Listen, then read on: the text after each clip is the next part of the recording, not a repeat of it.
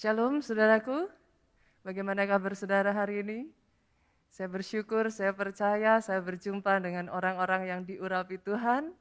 Saya tahu, saya berjumpa dengan orang-orang yang dikasihi Tuhan. Hari ini saya akan masuk pada bagian yang terakhir saudaraku dari seri firman Tuhan di bulan ini, The Miracle of Worship. Kalau ada satu hal tentang worship ini yang paling saya sukai saudaraku, the best part of worship adalah saudara menjadi kesukaannya Tuhan. Itu sebabnya hari ini saya akan memberi judul firman Tuhan, kesukaannya Tuhan. Saya nggak tahu dengan saudara ya, tapi I think setiap orang itu selalu punya yang favorit gitu. Saya percaya saudara punya yang namanya makanan kesukaan. Saudara punya yang namanya tempat kesukaan. Favorite place ya. Saudara punya yang namanya favorite friends. Teman kesukaan gitu. Sama halnya dengan kita saudaraku.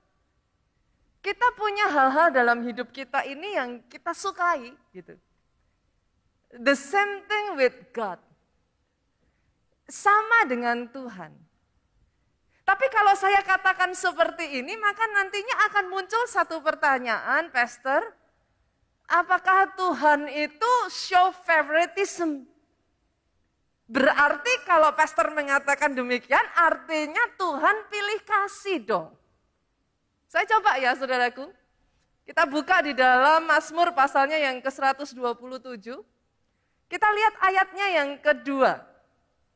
Dari ayat ini dikatakan, sia-sialah kamu bangun pagi-pagi dan duduk-duduk sampai jauh malam dan makan roti yang diperoleh dengan susah payah, perhatikan ini, sebab ia memberikannya kepada yang dicintainya pada waktu tidur. Wow. Ada kata di sini mengatakan dia memberikannya kepada yang dicintainya. Ada waktu tidur. Kalau ada yang dicintainya, salah nggak kalau saya bilang apakah itu juga berarti ada yang nggak dicintai? Tapi saya tahu saudaraku, saudara akan dengan cepat berkata, wait pastor, bukankah kita semua familiar dengan satu lagu yang mengatakan, Tuhan cinta segala bangsa, betul? Semua bangsa di dunia. Terus bagaimana pastor? Bukankah Tuhan seharusnya memang mencintai semua orang? Yes, I agree. Bukan hanya Tuhan mencintai semua orang, dengar ini baik-baik saudaraku. Regardless your condition. Saya ingin mengatakan ini juga kepada setiap saudara di tempat ini. Bahkan saat engkau masih jatuh dalam dosa. Saat engkau masih ada di dalam keadaan yang mendukakan hatinya. He love you anyway.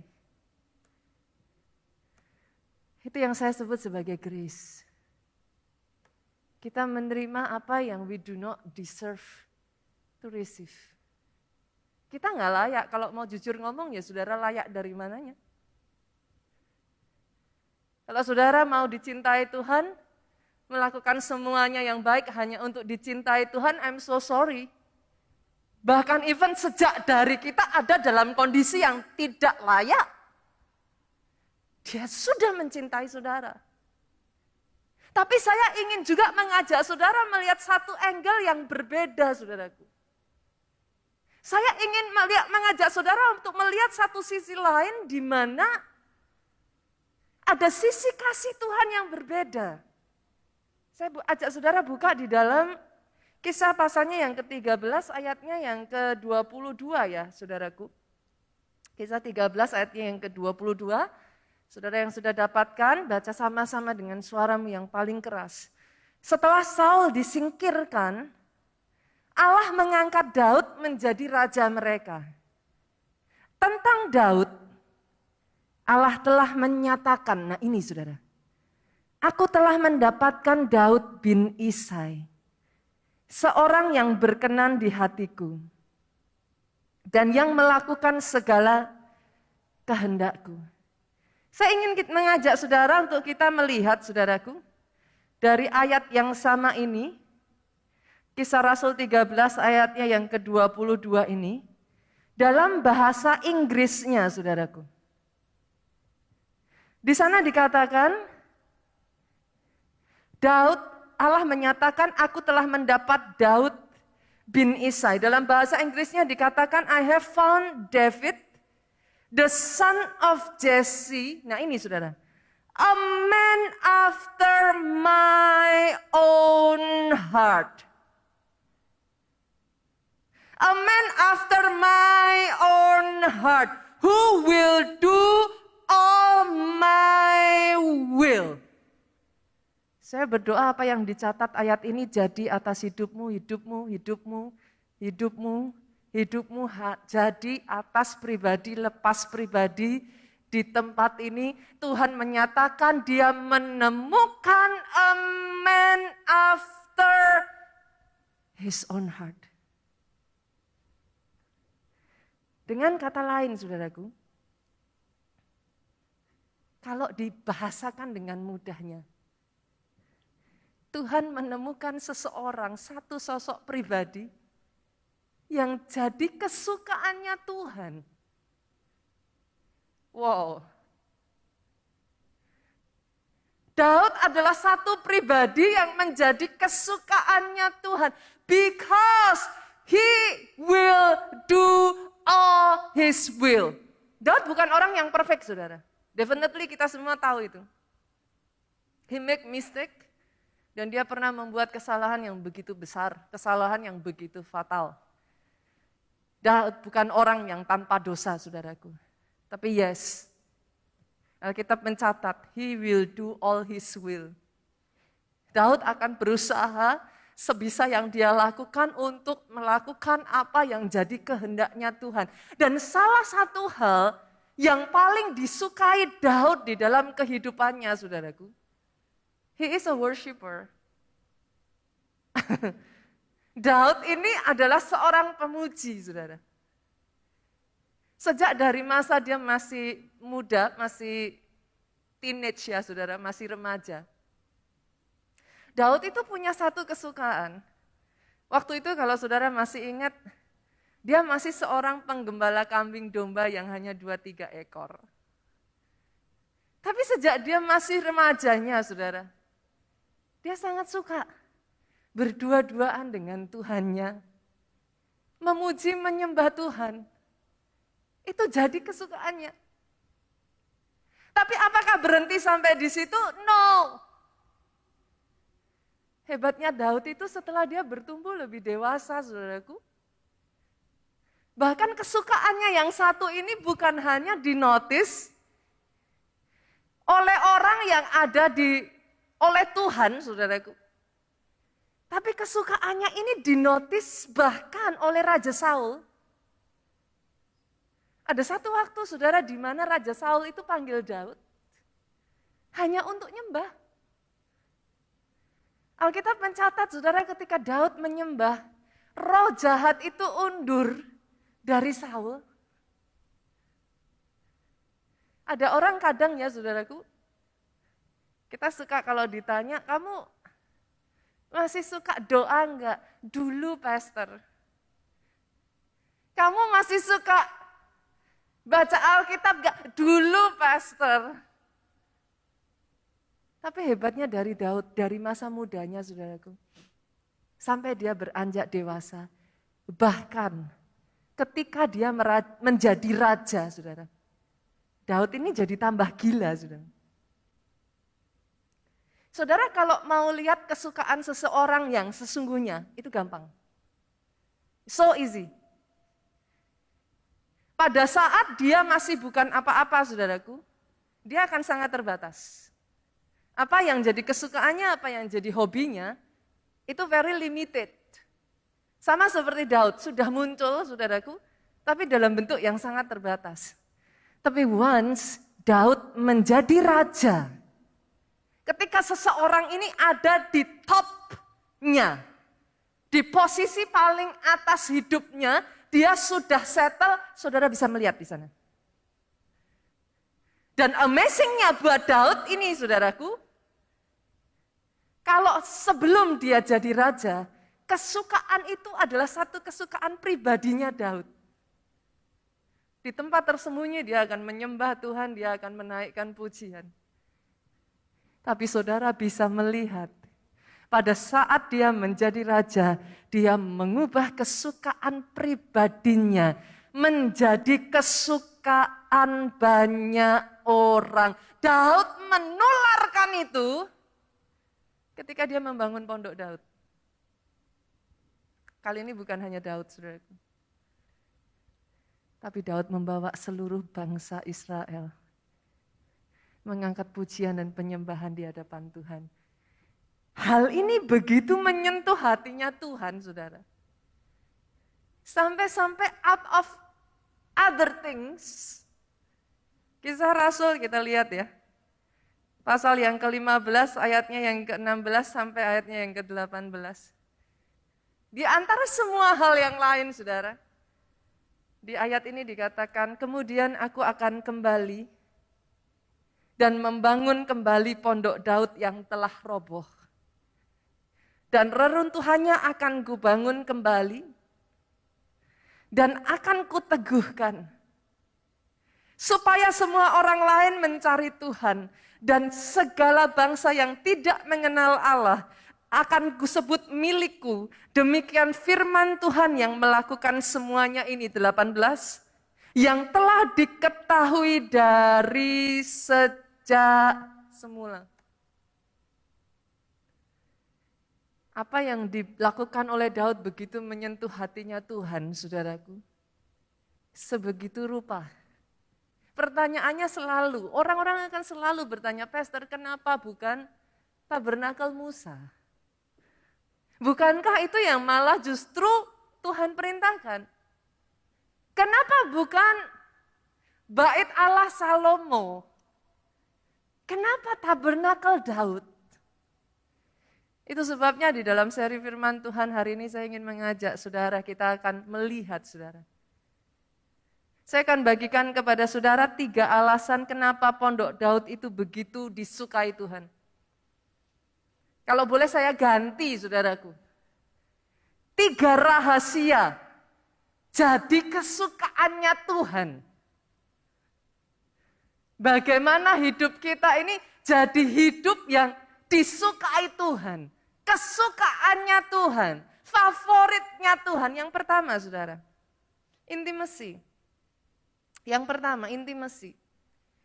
Karena di pondok Daud itu tidak ada penyekat, saudara. Tidak sama dengan tabernakel Musa, saudaraku. Tidak semua orang, bahkan saudaraku, in fact, ruang Maha Kudus itu hanya boleh dimasuki oleh imam besar. Enggak sembarang orang, saudara, bahkan enggak sembarang imam. Hanya imam besar yang boleh masuk, itu pun setahun sekali. Tapi di pondok Daud, saudaraku, penyekat itu disingkirkan. Sorry ya, saudara. Saya boleh ngomong ini enggak ya? Ada banyak orang Kristen datang sama Tuhan karena ingin dapat pertolongan. Ada yang, how do I say it? Saya tidak mengatakan ini salah ya saudara. Saudara datang untuk mujizat Tuhan. It's not wrong, it's okay. Saudara datang untuk saudara even dapatkan damai sejahtera yang dari Tuhan. And that is perfectly okay. Tapi dari semuanya ya saudaraku. Actually, all His want, apa yang dia mau, apa yang dia cari, He just want to be close to you. Yang membuat pondok Daud menarik, saudara, sejujurnya. bukan karena fasilitasnya loh. Kalau saudara mau berbicara tentang fasilitas, definitely. Saudara berbicara bait ala Salomo. Bagaimana tidak, saudara? Daud sudah mempersiapkan begitu rupa. Sampai-sampai di bait ala Salomo. Emas itu bertaburan di sana, saudaraku. Belum lagi dengan segala macam batu-batu mulia itu tersedia dalam jumlah best of the best material yang saudara bisa temukan itu ada di bait ala Salomo. Tapi bukan itu loh yang Tuhan cari, saudara. Bukan berapa besar gedung gerejanya itu yang Tuhan cari loh. Bukan seperti apa nyamannya, kursinya, hebatnya, bagusnya, desainnya, AC-nya yang begitu dingin, karpetnya yang begitu bagus, bukan itu yang Tuhan cari. Apakah karena suaranya yang begitu merdu, akapela? Peralatan musik yang canggih dengan sound system yang harganya miliaran? Bukan itu yang dia cari. Ketika saya mempelajari firman ini ya saudara, sejujurnya itu membuat saya hancur hati loh saudara. Karena sadly, yang membuat pondok Daud itu begitu mengena di hatinya Tuhan saudaraku, adalah tetesan air mata yang mengalir dari orang-orang yang datang dengan rasa haus dan cinta untuk mencari Tuhan.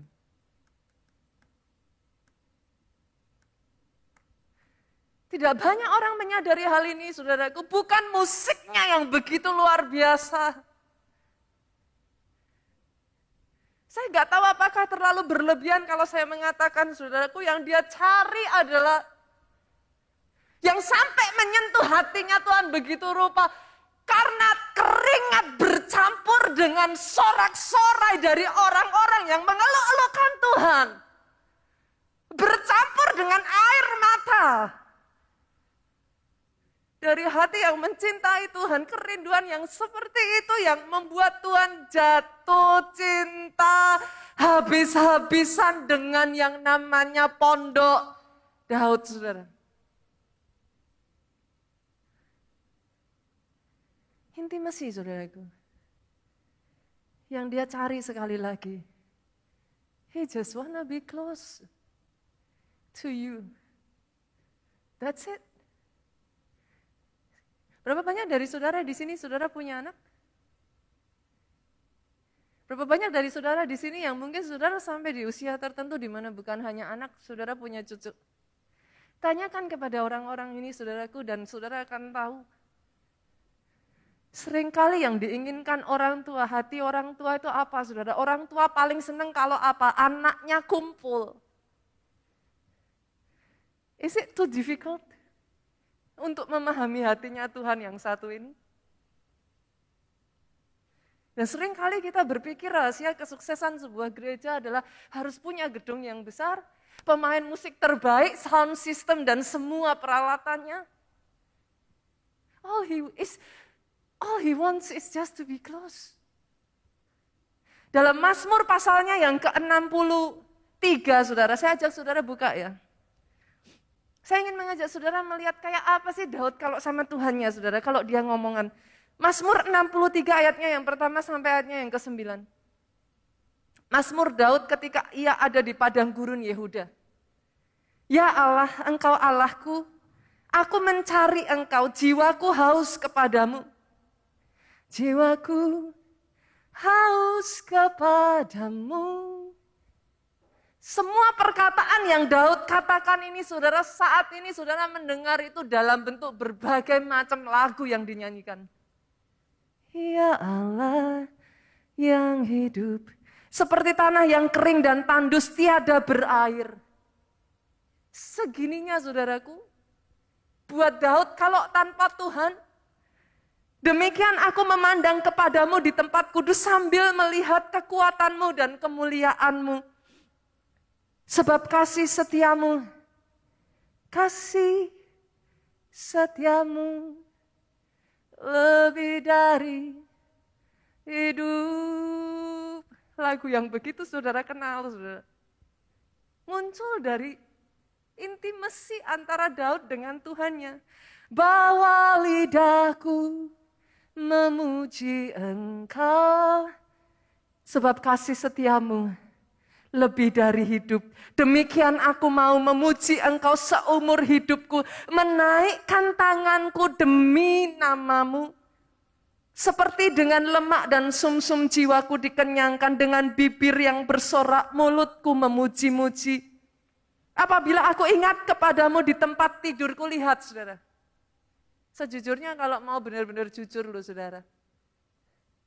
Sebelum saudara tidur apa yang saudara ingat?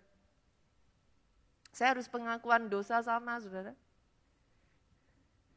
Kadangkala kalau kita mau tidur handphone masih terus dipegang. Ibu-ibu masih merencanakan besok pagi apa-apa saja yang harus disiapin. Kadangkala WhatsApp sana, WhatsApp sini saudara. Tapi buat Daud, dia mengatakan sebelum dia tidur, dia merenungkan Tuhan sepanjang kawal malam. Sungguh Engkau telah menjadi pertolonganku dalam naungan sayap-Mu. Aku bersorak-sorai, jiwaku melekat kepadamu, tangan kananmu menopang aku. Satu yang jadi doa saya, saudara. Jemaat keluarga Allah. Apapun dan siapapun, saudara.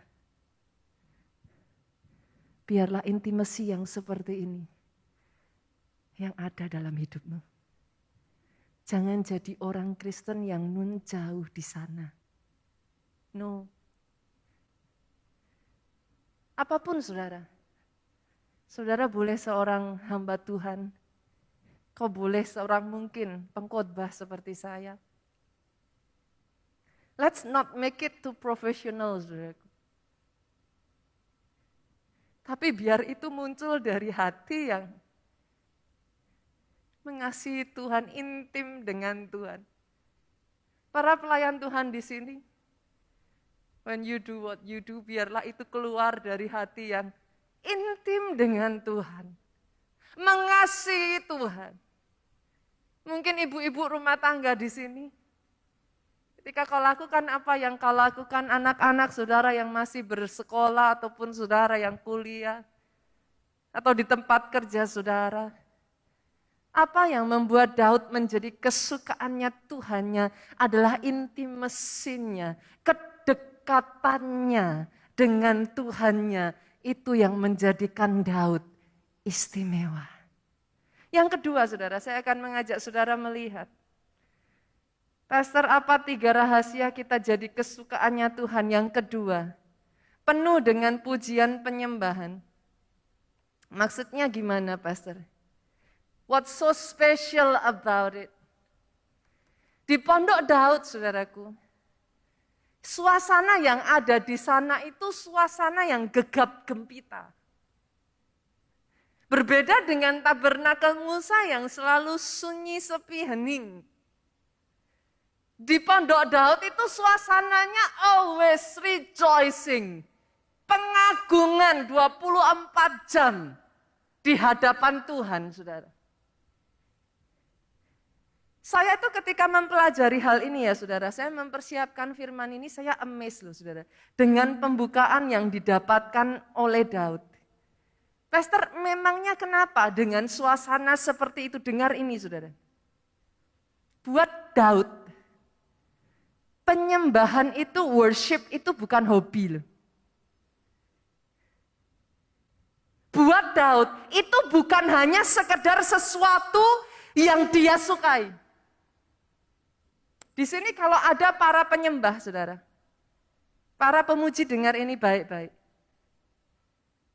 Saya itu enggak habis pikir dari mana Daud bisa mendapatkan ini. Kenapa Daud menciptakan suasana seperti itu di Pondok Daud? Somehow, saudara, Daud itu ngerti kesukaannya Tuhan itu seperti itu. Itu adalah ambience surga. Itu bukan hobi, saudara. buat banyak orang menyembah, itu ya kalau kita kalau kita pengen. Buat banyak orang menyembah adalah supaya kita bisa dapat kedamaian, hati kita tenang. Oh, waktu saya belajar ini ya saudaraku, saya shock loh saudara. Di zaman itu, come on. Di mana pembukaan tentang semuanya itu masih sangat minim loh saudara. Somehow Daud bisa menyadari satu hal ini. Apa yang membuat Tuhan willing, mau meninggalkan surganya yang begitu luar biasa untuk turun dan tinggal di pondok Daud. Saudara tahu apa yang Daud lakukan? Dia mencoba, saudara, mengkopi surga di muka bumi ini supaya Tuhannya betah dan nyaman untuk tinggal di tempat yang dia bangun. That is worship. Itu worship. Worship bukan sekedar musik yang bagus. Oke. Worship bukan sekedar semua persatuan dari keseluruhan alat musik, no. Worship bukan hobi. Maafkan saya saudaraku. Tim praise and worship, saudara harus dengar yang satu ini. Ketika dia membuat pondok Daud sampai begitu dicintai Tuhan, kenapa saudaraku? Dengan satu pemikiran di benak Daud. Kalau Tuhan datang ke muka bumi ini dari semua tempat yang ada.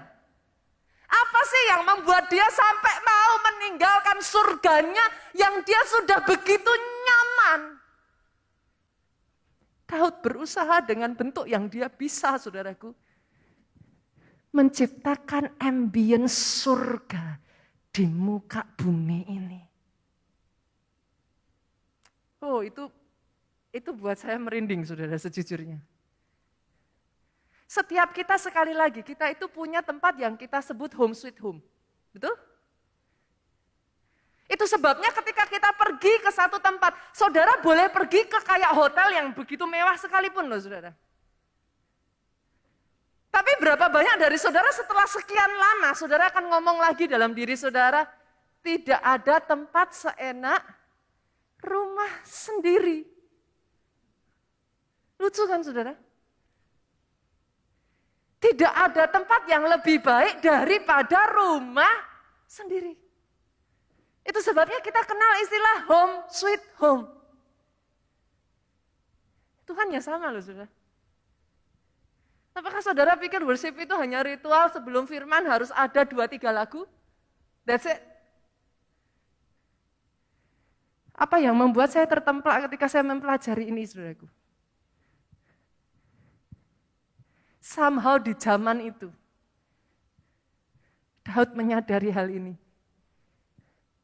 Dia berusaha menarik Tuhan, untuk Tuhan berkenan hadir. Tuhan berkenan datang, saudaraku. Karena di tempat lain di muka bumi tidak ada satupun.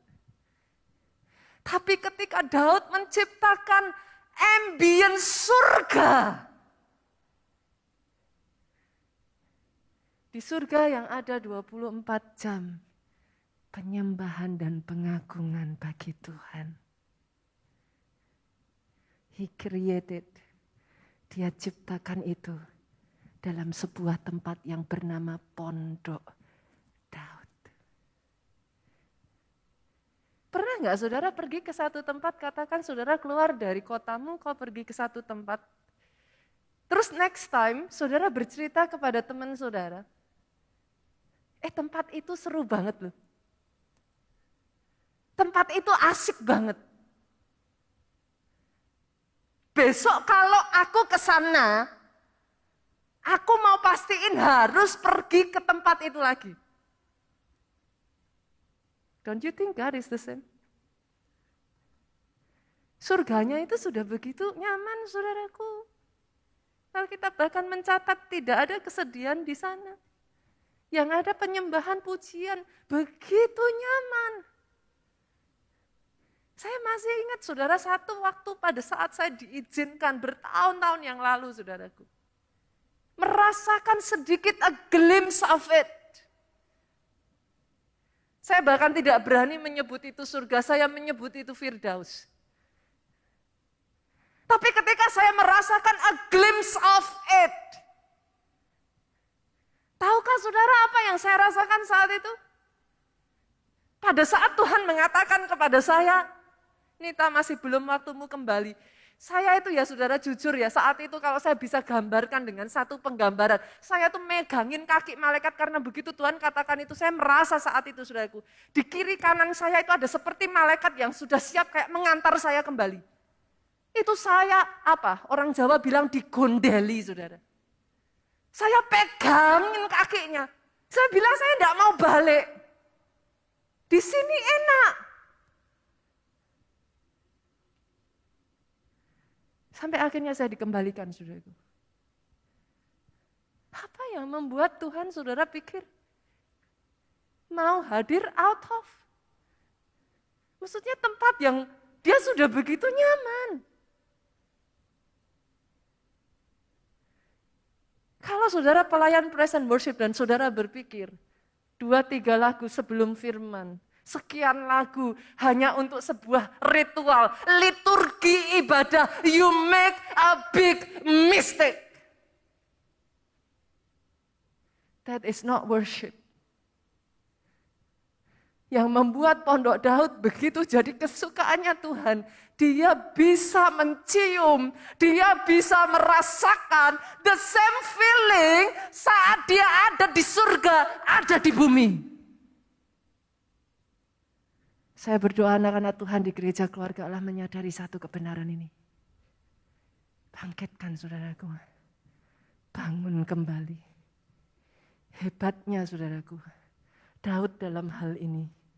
Bukan hanya di Pondok Daud dia membangun pujian penyembahan 24 jam. Saudara harus tahu loh saudara. Daud itu sengaja mendesain Pondok Daud itu dibangun very close dengan rumahnya Daud. Pondok Daud itu dibangun ya saudara, dekat sekali dengan istananya Daud, sampai-sampai 24 jam dalam sehari, ketika pujian penyembahan diangkat, Daud itu dengar. Ngeri ya saudara. Saya waktu Tuhan bukakan ini, saya nahan nangis loh saudara. Segitunya Daud sama Tuhan saudara. Orang berpikir worship hanya untuk nyamannya.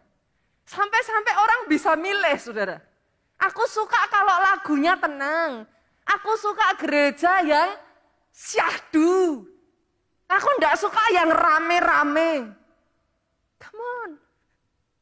It is not worship. Worship itu kita sebagai manusia yang begitu rendah, saudara. Hanya debu tanah. Berusaha menghadirkan Tuhan, supaya Tuhan nyaman di tempat yang begitu kotor, penuh dosa, nggak ada sekujung kukunya dibanding surga. Pemahaman seperti ini yang dimiliki Daud, sampai-sampai saudara, bukan cuma Daud itu membuat istananya close dengan Pondok Daud, dia membangun Pondok Daud itu lebih tinggi dari istananya. Ketika saya mengerti kebenaran ini, saya kaget tuh saudara. Literally diselidiki saudaraku. Jadi lokasi di mana istana Daud dibangun dengan Pondok Daud saudara. Daud itu sengaja taruh Pondok Daud itu lebih tinggi. Segitu hormatnya Daud saudara. Padahal saat itu Daud itu raja yang ditakuti banyak bangsa saudara. Gak ada orang berani melawan Daud. Tapi dia tahu siapa dia. Dia tahu memposisikan Tuhan dengan benar. Hari ini saya berdoa pembukaan ini mengubahkan pribadi lepas pribadi di tempat ini on how you worship. Kita sendiri manusia ya saudara, kita ngerti. Di Indonesia pun sampai dengan detik hari ini ya. Ada kota-kota yang Tidak boleh ada bangunan di sana lebih tinggi daripada istana yang dibangun. Betul? Saudara tahu ada kota-kota di Indonesia yang punya pembatasan ukuran tinggi gedung di kota tersebut, di wilayah tersebut. Kenapa? Karena yang namanya istana di zaman itu zaman sekarang masih ada kejadian begitu loh, saudara. Masih ada. Maksudnya kota-kota yang seperti ini tuh masih ada. Can you imagine di zaman itu, saudara?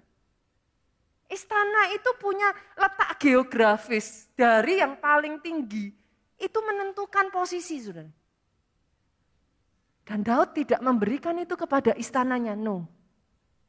Dia taruh itu, tempat tertinggi, pondok Daud, tempat Tuhan bertata. Saya waktu mempelajari ini, saya tuh jadi nggak heran ya, saudara. Kenapa Daud itu begitu jadi kayak lovable gitu.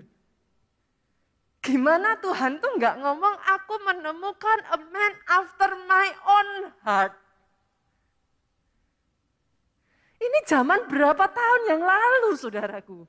Pembukaan tentang pujian penyembahan saat itu mungkin tidak seperti saat ini. Tapi somehow Daud bisa mengerti hal yang satu ini. Bukan hanya di tempat pondok Daud saja, dengar ini saudara. Alkitab mencatat 7 kali dalam sehari Daud memuji-muji Allahnya. Jadi bahkan dalam kehidupannya, Daud itu berusaha, saudara. Dia menciptakan heavenly ambience. Supaya Tuhan tuh mau dekat sama dia. Hanya orang yang kecintaannya sama Tuhan begitu rupa baru mau ngelakuin ini, saudara. Berapa banyak di sini saudara yang sedang pacaran? Atau dulu sudah pernah pacaran ya, saudara? Berapa banyak dari saudara yang dulunya punya kebiasaan suka ngerokok? Pacarmu bilang, kok aku enggak suka loh bau asap rokok. Demi pacarmu, saudara berhenti merokok. Supaya apa? Supaya pacar saudara nyaman kalau pergi berdua dengan saudara. Betul? Saudara punya pasangan, pacar suka binatang. Padahal saudara pegang anjing aja, Tapi demi pasangan saudara, saudara beli anjing supaya sama-sama dikira suka binatang. Sudah mengerti ya saya maksudkan? Segitunya Daud sama Tuhan. Bukan kesukaannya dia, bukan yang nyaman buat dia. Tapi kesukaannya Tuhan, nyamannya Tuhan, betahnya Tuhan. Dan dengar ini saudara, karena itu atas kehidupan Daud tidak pernah sekalipun Daud mengalami kekalahan. Karena dalam hidupnya banyak orang kejar berkatnya, kejar mujizatnya, kejar semuanya. Tapi lupa satu hal ini.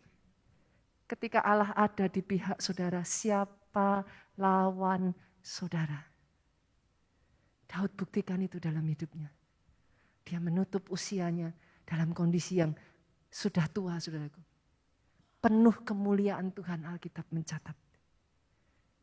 Karena dia membawa pujian, penyembahan, itu masuk dalam hidupnya. Doa saya pribadi, lepas pribadi di tempat ini, pembukaan ini merevolusi caramu menyembah Tuhan. Caramu menghargai Tuhan. Caramu menempatkan Tuhan. Saya berdoa pembukaan ini sudah merevolusi gereja ini. Caramu menaikkan penyembahan di hadapan Tuhan. Sebenarnya hal ini yang ditangkap gembala sidang senior kita, saudaraku. Pada saat Tuhan memerintahkan untuk Pastor Obaja memberi satu rema, saudara. Buat Pastor Obaja untuk membuat pondok Daud, saudara. Saya yakin gak gampang, banyak sekali pertimbangan, saudara. Tapi tahukah saudara satu perkataan ini yang Pastor Obaja katakan terus. Di tengah Pastor Obaja bingung dengan bagaimana caranya. 24 jam itu enggak gampang dan seterusnya saudara. Tahukah saudara apa yang Tuhan katakan kepada Pastor Obaja? Kalau kamu saja bisa membuat security, menjaga gedung ini 24 jam dalam sehari, masa enggak bisa kalau untuk Tuhan? Oh, saya waktu dengar itu saya kaget loh saudara. Beberapa tahun setelah itu Pastor Jonathan dapat pembukaan yang sama. Yang awalnya dari kota Solo sudah berjalan, saya lupa saudara berapa 10 tahun atau berapa belas tahun. Mulai diadakan di seluruh gereja kita dari semua cabang. Dengan kemampuan masing-masing pada saat itu saudaraku. Dan saudara bisa melihat saudara saksinya. Banjir mujizat.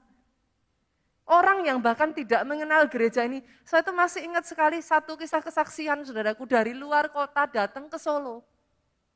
Didorong pakai kursi roda saudara. Dianterin sama kerabatnya begitu banyak. Datang didorong kursi roda, pulang sudah jalan dengan kakinya sendiri. Oh, saya tidak mendengar tepuk tangan yang paling meriah dari tempat ini. Saya berdoa itu yang jadi saudara.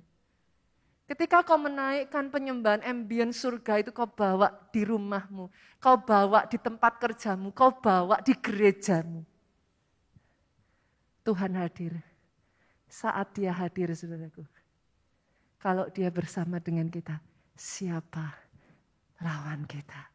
Bangun kembali Pondok Daud, gerakkan kembali Pondok Daud, harus ditegakkan kembali.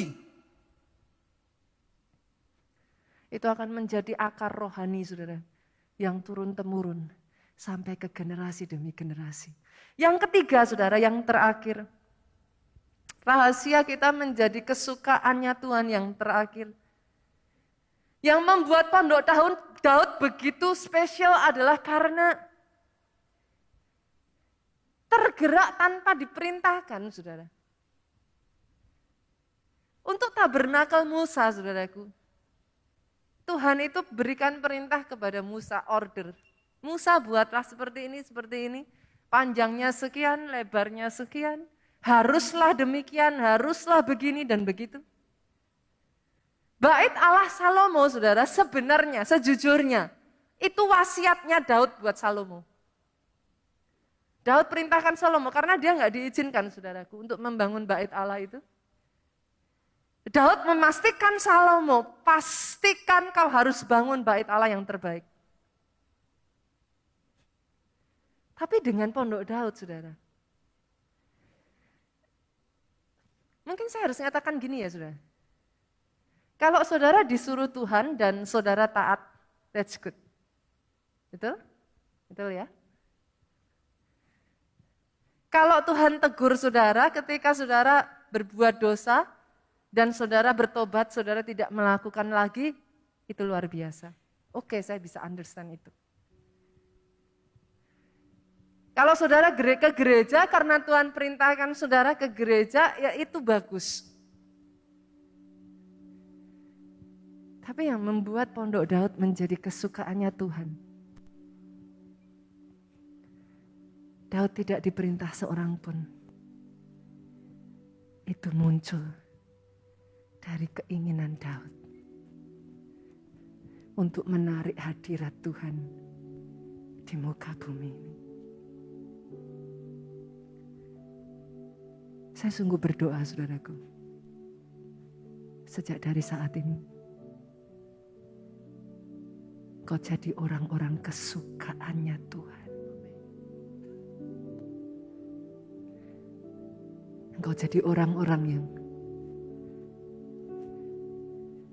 rindu untuk dekat-dekat sama Tuhanmu. Bukan karena harus. Bukan karena ya supaya Tuhan do something in my life. Tapi simply karena kerinduan hatimu untuk memberikan yang terbaik buat Tuhanmu. Hanya ini Tuhan persembahanku, segenap Hidupku, jiwa dan ragaku, sebab tak ku miliki harta kekayaan yang cukup berarti untuk ku persembahkan. hanya ini Tuhan permohonanku. Terimalah Tuhan persembahanku, Pakailah hidup dan sebagai alatmu seumur hidupku. Jemaat, yuk sama-sama kita pujikan lagu ini. Betapa hatiku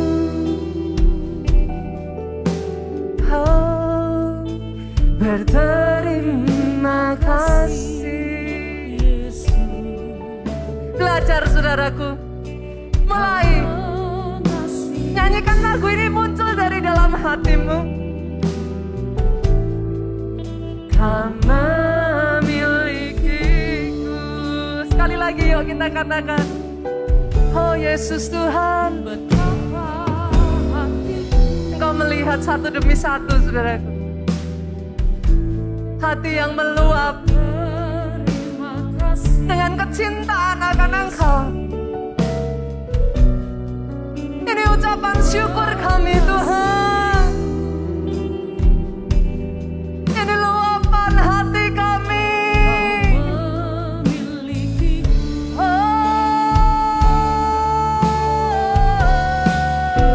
Hanya ini Tuhan persembahanku, segenap hidupku, jiwa dan tidak banyak yang kami miliki Tuhan. sebab tak memiliki Dari semua yang kami miliki di muka bumi ini, kami sadar tidak ada satupun yang bukan Engkau yang memberikannya kepada kami.